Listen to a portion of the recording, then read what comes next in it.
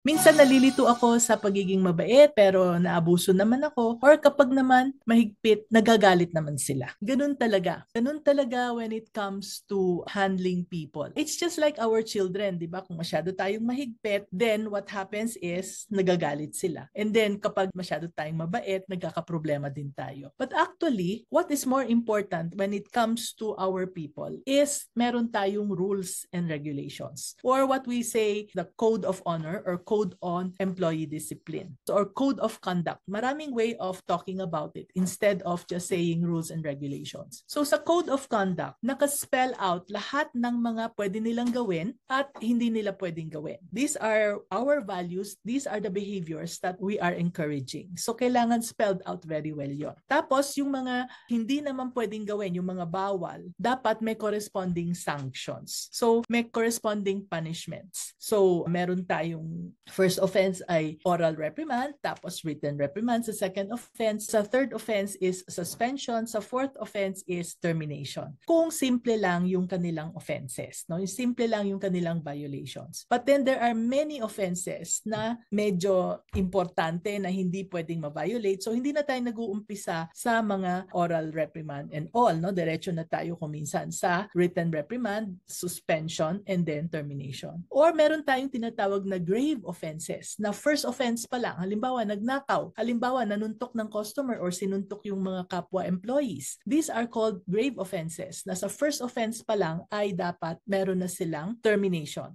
Yun na yung punishment. Now, what is important? Kasi marami akong naging mga coaching clients na meron silang written code of conduct. Kaso, ang problema, they are so nice that hindi nila ini-implement. Kaya yung code of conduct parang naging piece of paper na lang. Yung code of conduct ay hindi sineseryoso ng mga employees. And therefore, what is important is that once you have a code of conduct that is signed by the employees, kailangan meron kayong isang piece of paper na nakapirma doon ang mga empleyado na nabasa nila, binigyan sila ng copy, nabasa nila at naintindihan nila at pumapayag sila doon sa code of conduct na yun. So if it is signed and dated, then what is important is for us to implement it. Kahit na napakabait nung empleyado, kahit na favorite ninyo siya, but the moment that there are any violation, implement ka agad. In that way, just like a mother, kapag alam ng mga bata na ito yung rule, hindi pwedeng ma-violate, at kung ito yung rule at na-violate ninyo, ito yung punishment, then if you really implement it, whether you're in a good mood or not, whether it's your favorite child or not, I don't believe in that, by the way. I don't believe in having favorites, no? Pero some people do. Kahit na mahal nyo yung anak nyo, alam nyo na ito yung kanilang ikabubuti, then you really have to implement it. Okay? So I hope it helps.